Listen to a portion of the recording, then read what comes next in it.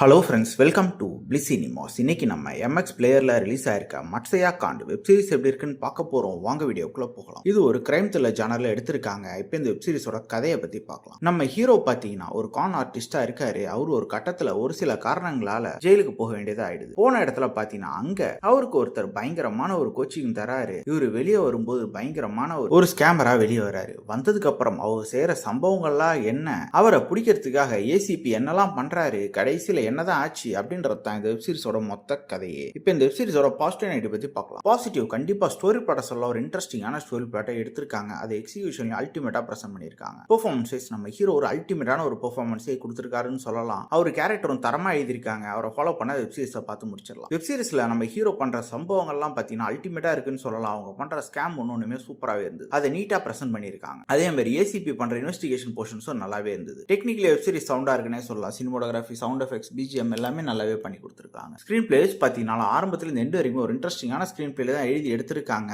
இதோட ஒரே ஒரு நெகட்டிவ் பார்த்தீங்கன்னா கொஞ்சம் டியூரேஷன் பெருசா இருக்கு. இன்னும் கொஞ்சம் கட் ஷார்ட் பண்ணிட்டு இருந்தாங்கன்னா வேற லெவலில் இருந்திருக்கும். மொத்தத்தில் பார்த்தீங்கன்னா இது ஒரு தரமான வெப் சீரிஸ் தான். ட்ரை பண்ணி பாருங்க. வெப் சீரிஸ் அடல் கண்டென்ட் இருக்கு. ஸோ ஃபேமிலியோட ட்ரை பண்ணாதீங்க. இன்னொரு வீடியோவில் சந்திக்கலாம். தேங்க்யூ.